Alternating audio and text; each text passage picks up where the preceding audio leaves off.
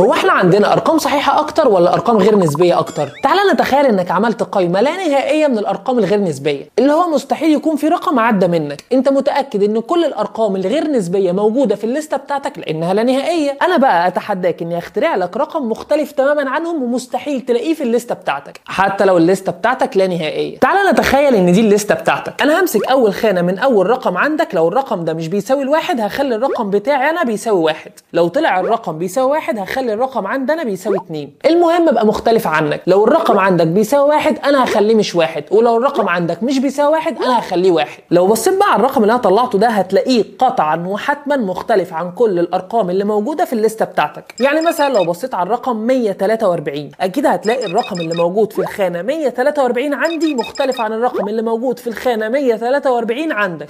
من الاخر كده انا خليت الرقم بتاعي مختلف عن كل الارقام اللي عندك في رقم واحد بس على الاقل. وده معناه ان لو عندي قائمه لا نهائيه من الاعداد الغير نسبيه اقدر دايما احشر جواها ارقام مش موجوده، وده على عكس الاعداد الصحيحه اللي بتبقى 1 2 3 4 5، فمش هعرف احشر مثلا رقم صحيح ما بين الاثنين والثلاثه. وده بقى اللي اثبته كانتور، ان المالا نهائيات مش قد بعض، ان مثلا المالا نهايه بتاعت الاعداد الغير نسبيه اكبر بكتير من المالا نهايه بتاعت الاعداد الصحيحه.